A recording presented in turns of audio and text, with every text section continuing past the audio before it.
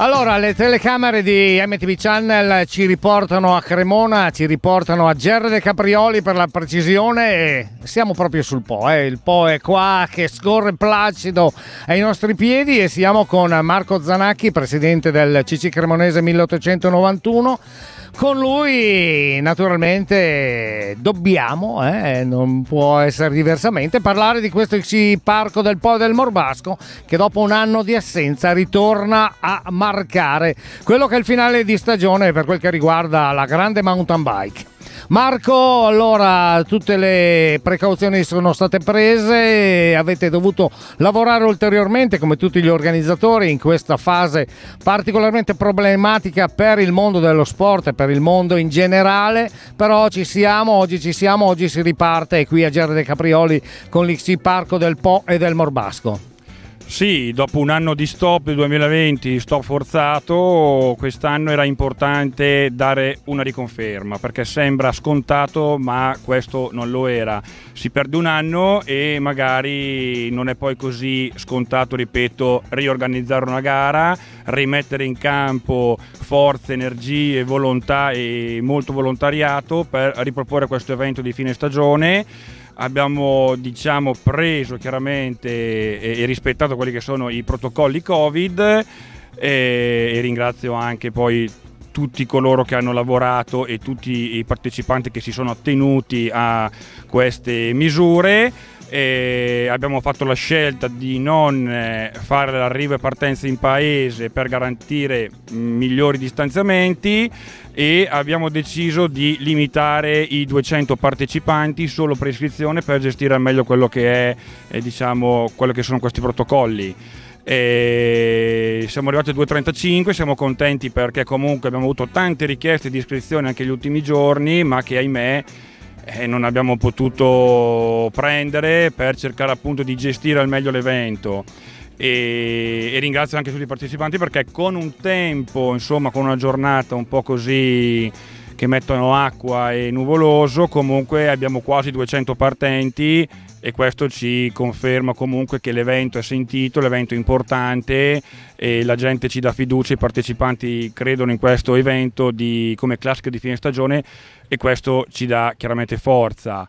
E doverosi ringraziamenti soprattutto ai miei volontari, perché operano in condizioni meteorologiche abbastanza impegnative, e che andranno avanti anche per tutta la mattinata a operare, protezione civile, sponsor, amministrazione comunale e tutti quelli che hanno partecipato per garantire la migliore riuscita di questo evento.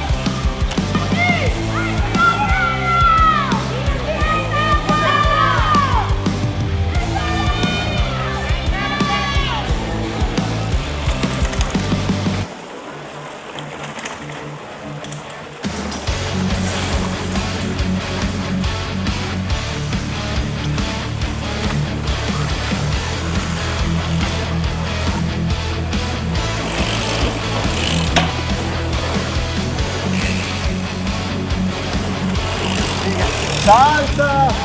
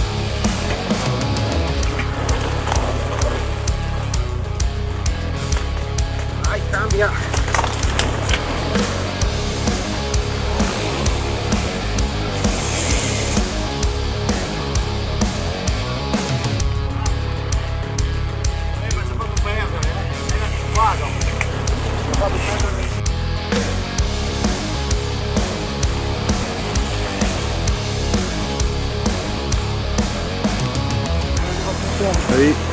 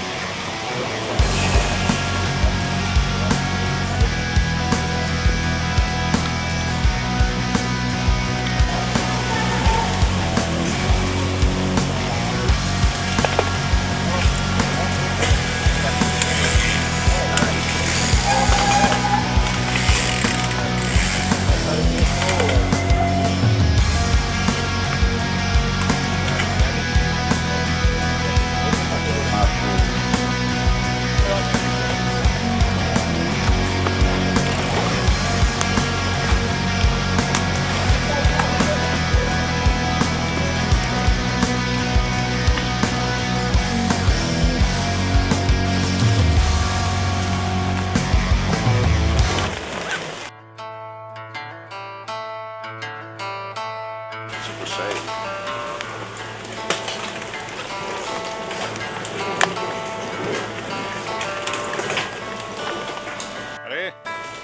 Saluto. Questi sono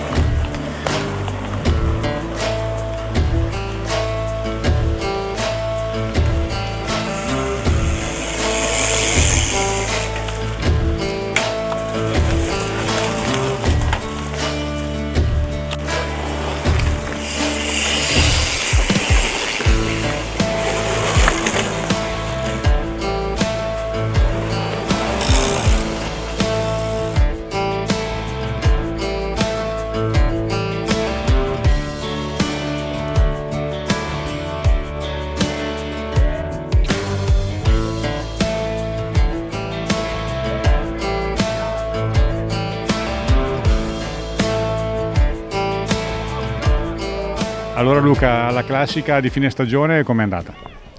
Ma è stata una bellissima gara, abbiamo trovato un po' di brutto tempo, ma diciamo che il percorso ha tenuto bene anche fino a un certo punto. Nei tratti un pochino più tecnici da guidare mi sono divertito parecchio e comunque devo fare i complimenti all'organizzazione. È la prima volta che sono a gareggiare qui a GR e mi è piaciuta molto la corsa, ecco, e volevo fare i complimenti a tutta l'organizzazione della Cremonese. Pronti via, siete andati via in due? Sì, siamo andati via subito in due e dopo sono riuscito a rimanere da solo a metà dell'ultimo giro e sono riuscito ad arrivare da solo all'arrivo. So che tu la tua stagione non finirà qua, incomincerai con il ciclocross.